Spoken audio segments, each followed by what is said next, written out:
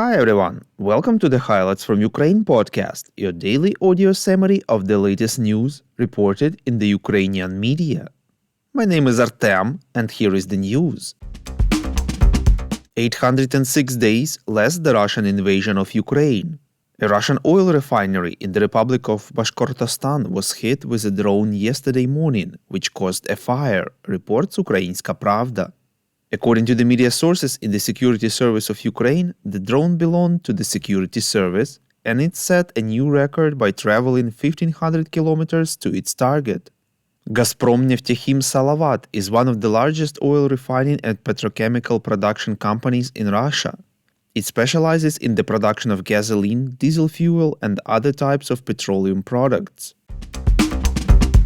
The Ukrainian parliament dismissed Alexander Kubrakov from the position of Deputy Prime Minister for Restoration, Minister of Communities, Territories and Infrastructure Development of Ukraine, and Alexander Solsky from the position of Minister of Agrarian Policy and Food, reports Radio Liberty.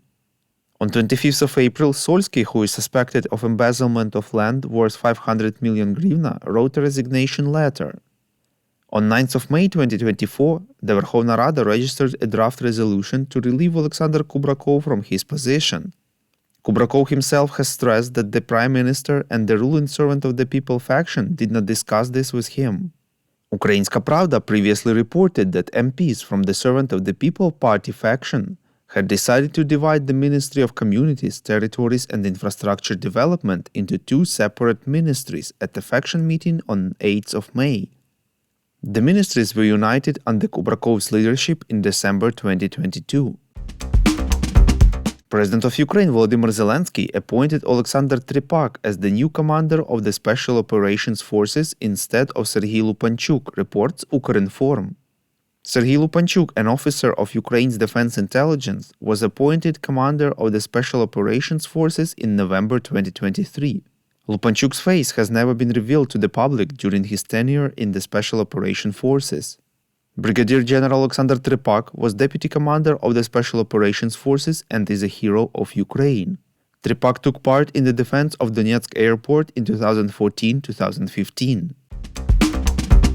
We would really appreciate if you could recommend us to your friends and family, as well as share information on social media. This way more people would learn about the podcast and truth about Russia's invasion of Ukraine.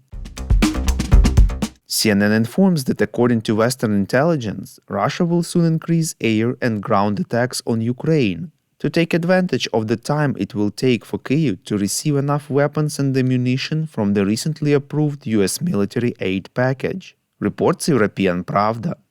According to CNN interlocutors, between the approval of funding for aid to Ukraine and the arrival of most of it, which will significantly change the situation on the front, a certain amount of time will pass, which Russia will try to use in its interests. They acknowledge that the months of delayed US aid have resulted in real losses for Ukrainian forces on the battlefield, both in terms of territory and people. Western and Ukrainian officials believe that the immediate threat of increased attacks is related to Russia's plans to launch a large-scale offensive in early summer. One US military official assessing Ukraine's prospects in the coming weeks, even with the military aid, told CNN, quote, "The best-case scenario is to hold the front line," unquote. In recent weeks, Russia has thrown massive resources into Ukrainian defenses across the Eastern Front, advancing on three key points: the Pokrovsk military hub west of Avdiivka, strategic heights of the city of Chasiv Yar near Bakhmut, and Kurakhovo in the southeast. Meanwhile, German Defense Minister Boris Pistorius announced plans to purchase 3 launchers for HIMARS multiple launch rocket systems.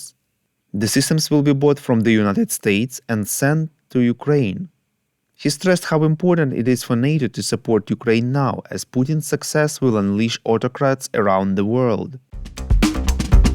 Thank you for listening to the Highlights from Ukraine podcast, when a commercial initiative of just 2 people, and we need your help to grow.